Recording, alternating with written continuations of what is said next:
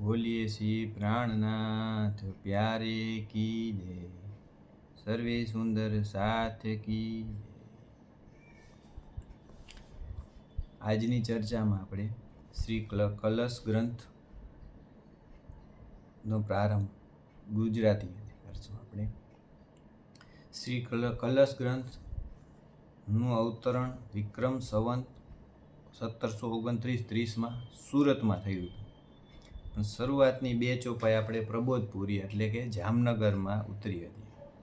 આ ગ્રંથ અનાદિના 5 પ્રશ્નો, જુદા જુદા મત મંથનો, ખેંચતાણ, વેદશાસ્ત્રોનું રહસ્ય વગેરે ફોડ પાડેલો છે.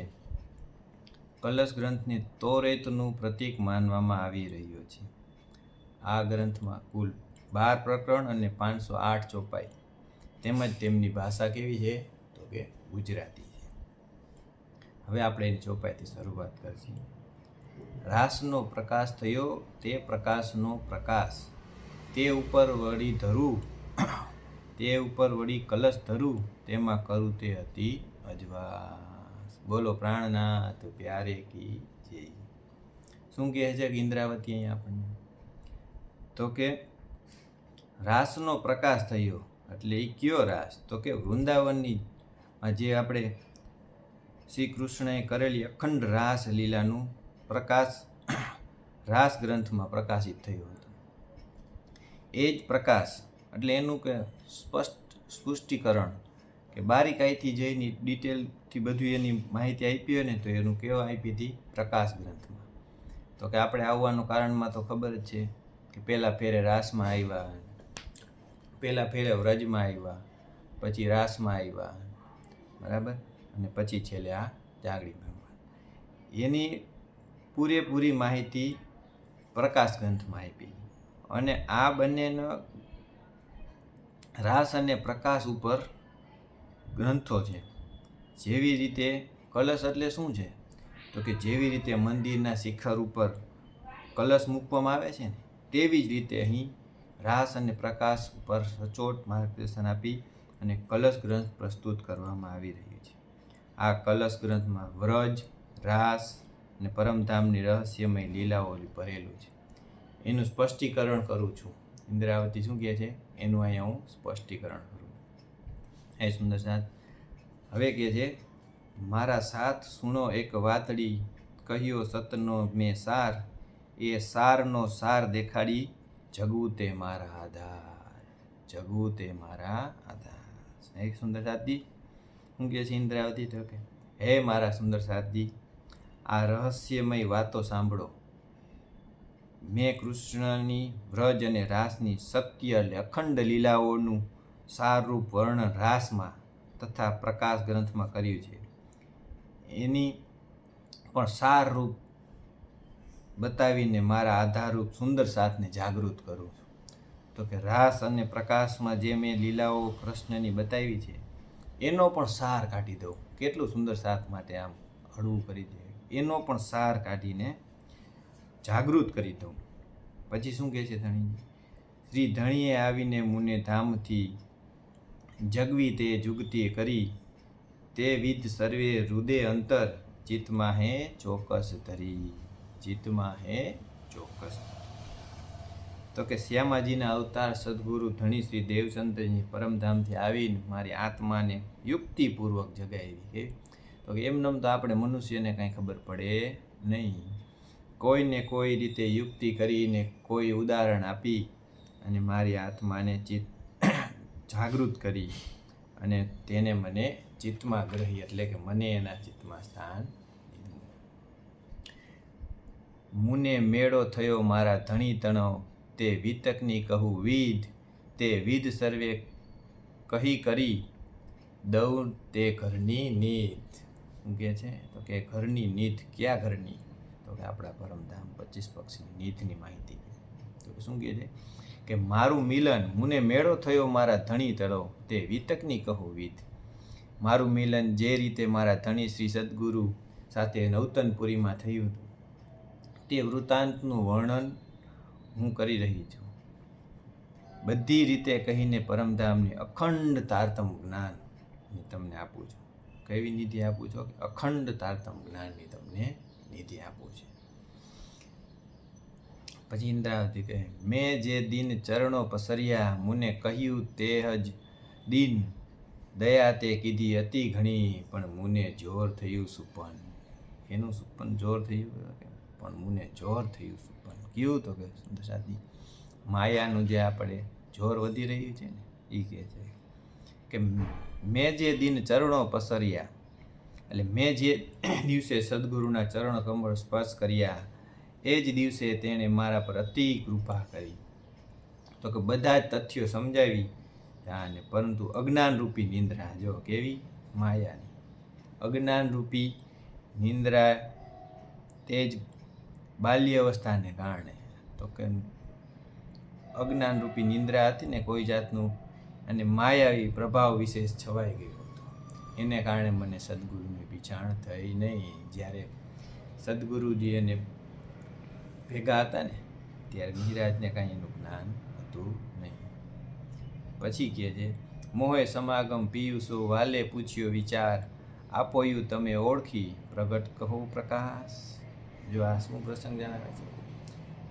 જ્યારે દેવચંદ્રજી ભાગવત, અખંડ ભાગવત સાંભળતા, નિરંતર કોઈ પણ વિક્ષેપ વગર એમને સાંભળતા, બરાબર, ત્યારે એને કૃષ્ણએ જે દર્શન દીધાની ચર્ચા થઈ ને, એ ચર્ચાની અત્યારે એમાં આવે છે કે મોહે સમાગમ પિયુષો, જ્યારે એને સમાગમ થયો હતો ને કૃષ્ણ, અને વાલે પૂછ્યો વિચાર, એને હું મંતવ્ય પૂછ્યું, આપોયું તમે ઓળખી, પ્રગટ કહો પ્રકાર. હવે કહે છે, સદગુરુ જ્યારે શ્રી અક્ષરથી દર્શન પ્રસંગ ઉલ્લેખ કરી, જ્યારે મને કૃષ્ણના દર્શન થયા ને, ત્યારે તેમને વિચારપૂર્વક પ્રશ્ન પૂછ્યો કે શું તમે તમારા પોતાના આત્માને પીછાણો છો? જો તમે ઓળખતા હો તો વિસ્તારપૂર્વક એનું વર્ણન કરો. તો કે હવે શું કહે છે ઇન્દ્રાવતી કામધનીને, કે તમે એને વિસ્તારપૂર્વક વર્ણન કરો. હવે પાછો પ્રશ્ન કરે છે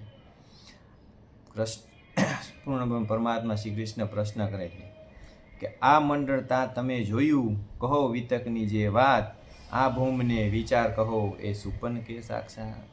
હે સુંદર સાધી શું કહે છે કે ફરીથી પૂછ્યું કૃષ્ણએ કે સંસારરૂપી મંડળને તમે વારંવાર જોયું છે, તમે આ જગતનું રહસ્ય મને બતાવો.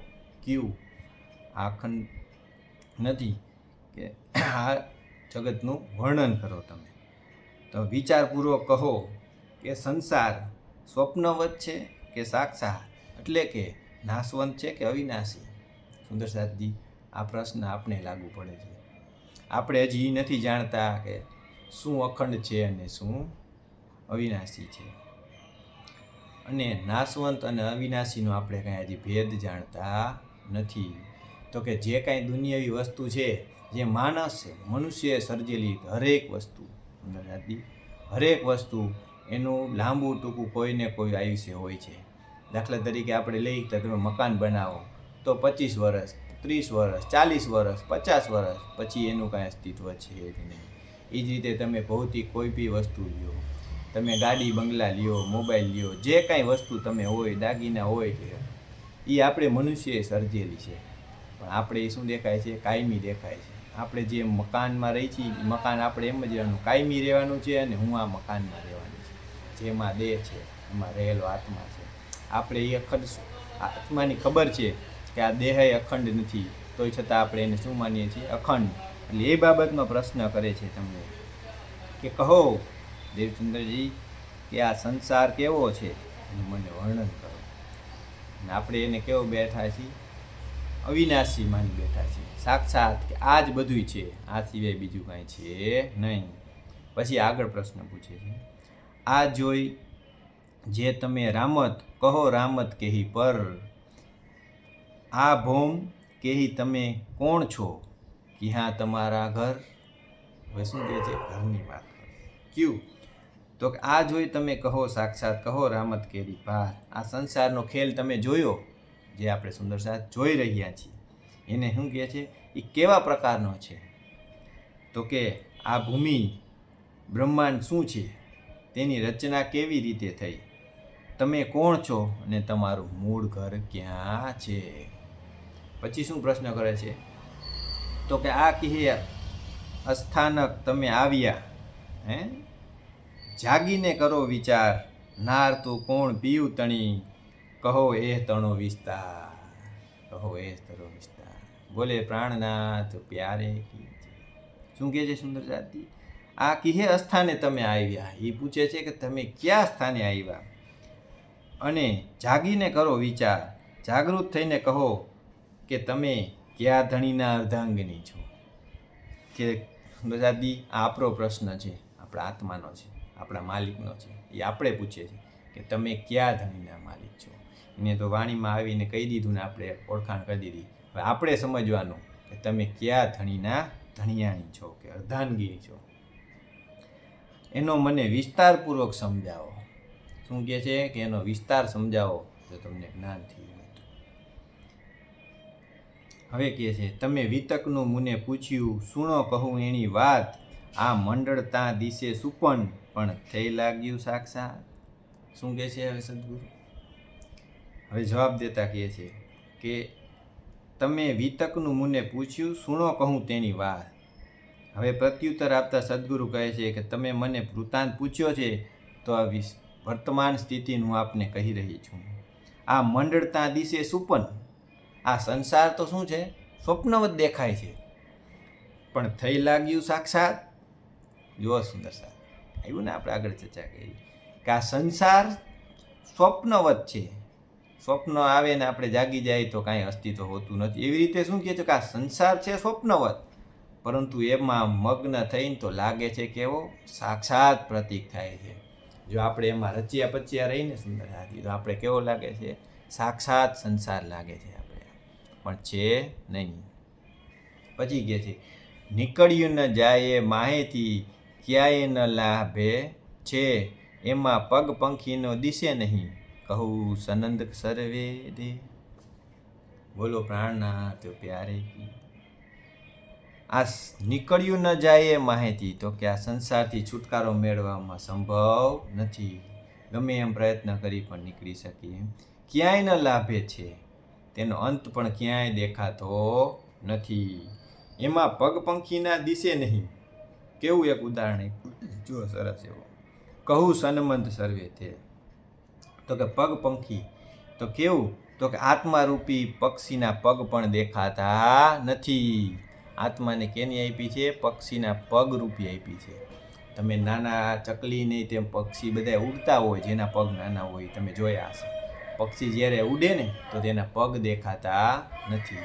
એવી રીતે આપણે કહે છે તો કે આ સંસારમાં પક્ષીના પગ જેમ ઉડવાથી દેખાતા નથી ને, એવો આત્મા છે, એ કોઈને દેખાતો નથી. અર્થાત આત્માને કોઈ ઓળખી શકતા નથી. કહું સન્મદ સર્વે તે, હવે કહું તેનું વિતરણ કહું. સુંદર સાથી, આત્માનું આવ્યું ને એટલે આપણે એક ભજન યાદ કરી લઈએ. નાનું એવું ભજન છે, આપણે વારંવાર દોહરાવી છીએ. તો કે કયું? કે આત્માને ઓળખાવીના હજી ભવ પેરા, નહીં રે ટળે રે. એ ઓલા આત્માને ઓળખાવીના હજી 184, નહીં રે ટળે રેજી. એ ઓલા ભ્રમણાને ભાંગા વિના હજી ભવના ફેરા, નહીં રે ટળે.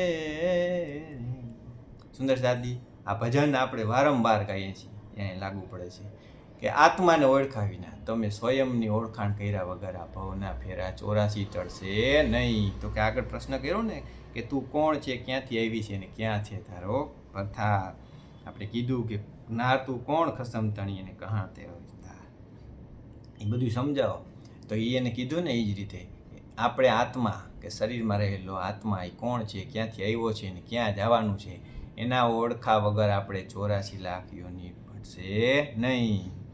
પછી ગમે એમ કરો તમારે તમારી પહેચાણ કરવી જોશે.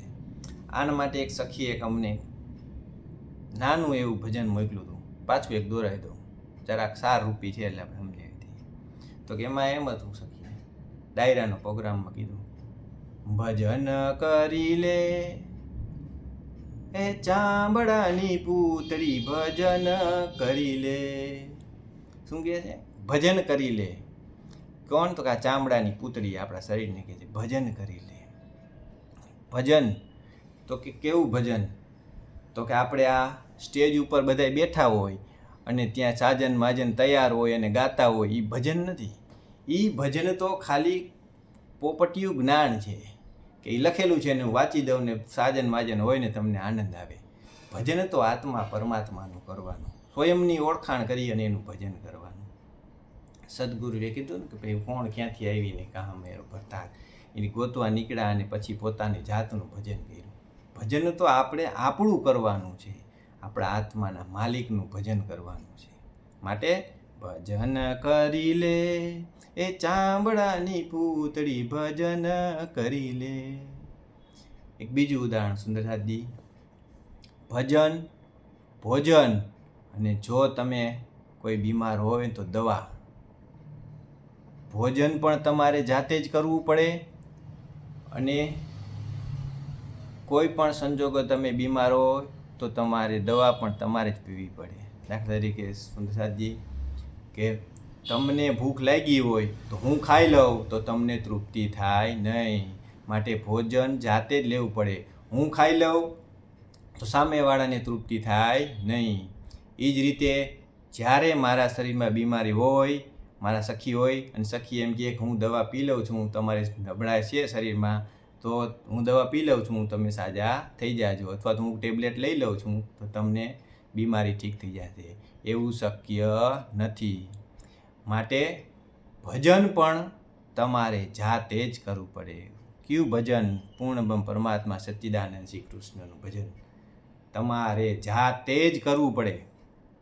જે રીતે ભોજન બીજાના કરવાથી આપણે તૃપ્તિ થતી નથી, એમ આપણી પાછળ ભજન કે એવા સત્સંગના કાર્ય ગમે તે કરે એનાથી કોઈને ફેર પડતો નથી. માટે ભજન, ભોજન અને દવા તમારે જાતે જ કરવી પડે. તો માટે સુંદરસાદી ભજન પણ આપણે પોતે જ કરવું પડે. તો કે આગળ ચોપાઈમાં કહે છે, આ ભોમને ન ઓળખું ન ઓળખું મારું આપ, ઘર તણી મુને શુદ્ધ નહીં, સાંભળે નહીં મારો નાથ. શું કહે છે? સાંભળે નહીં મારો નાથ. તો કે આ ભોમને ન ઓળખું ન ઓળખું મારું આપ, મને આ સંસારરૂપી ભૂમિને પીછાણતો નથી અને હું ખુદ મારી જાતને પણ ઓળખતો નથી. સુંદરતા શું કહે છે? હું મારી જાતને પણ ઓળખતો નથી અને મારા મૂળ ઘરની પણ શુદ્ધ નથી. સુંદરસાદી જ્યારે આ ચર્ચા દેવચંદ્રજી કરી રહ્યા છે એને ખબર નહોતી. હવે તો આપણને આપણા મૂળ ઘરની ખબર છે, આપણા વતનની ખબર છે, ક્યાંથી આવ્યા છે, તોય છતાં આપણે અંધારામાં રહી છીએ. હવે આપણે આપણા આત્માને માલિકને ઓળખી ગયા એટલે ભજન એકનું જ કરવું પડે. પછી શું કહે છે? સાંભળે નહીં મારો નાથ. જો થાય છે ને સુંદરસાદી આપણે પણ મારા પ્રિયતમ ધણી કોણ છે તેનું સ્મરણ પણ મને નથી.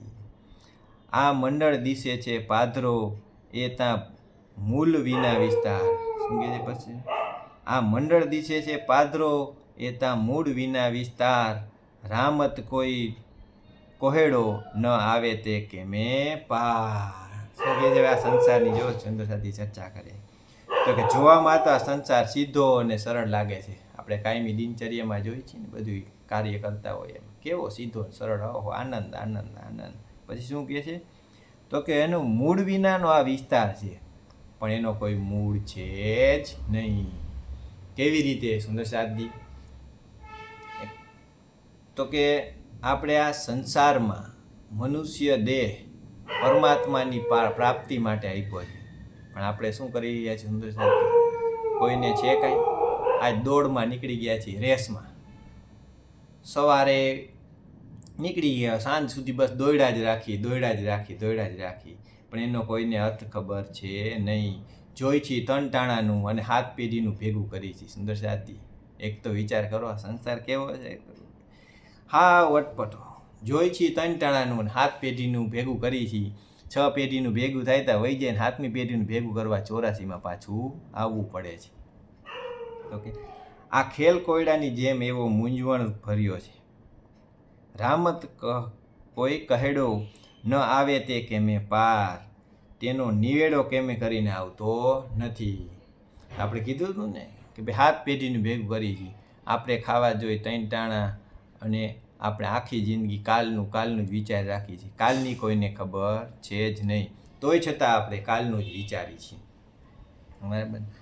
દાખલા તરીકે જેની પાસે આજે એક વર્ષે કોઈને 1 કરોડનો નફો થયો હોય તો કે આવતા વર્ષે 1.25 કરોડનો થાય અને પછીના વર્ષે પાછો કરોડનો થાય ને તો એ મૂંઝવાઈ જાય.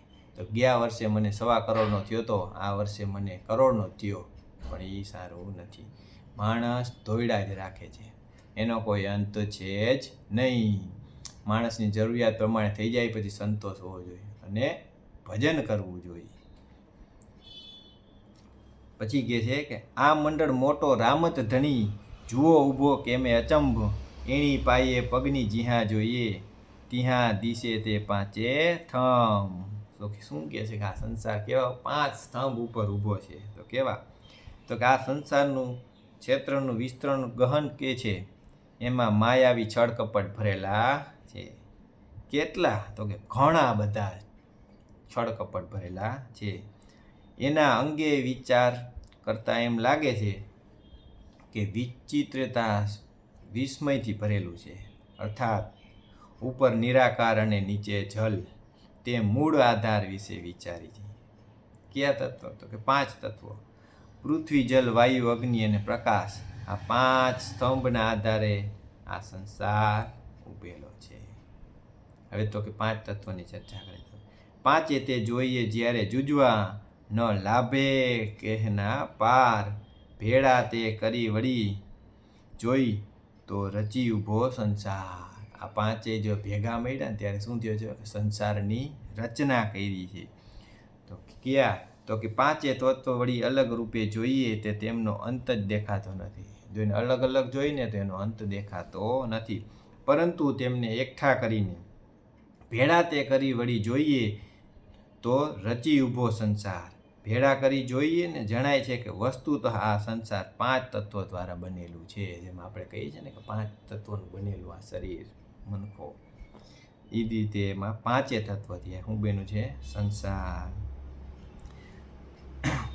માહે થંભ એકે થીર નહીં, ફરે તે 5 ફેર, એનો ફેરવાણ લાધે નહીં, માહે તે અતિ અંધેર. બોલો પ્રાણનાથ પ્યારે કી જય. શું કહે છે? આ 5 તત્વોમાં એક પણ સ્થિર નથી. એક પણ તત્વ સ્થિર નથી. જોયું તમે? પાણી, પવન, પૃથ્વી ફેરા જ રાખે છે. આજે અહીંયા આવવું હોય, કાલે આવવું હોય.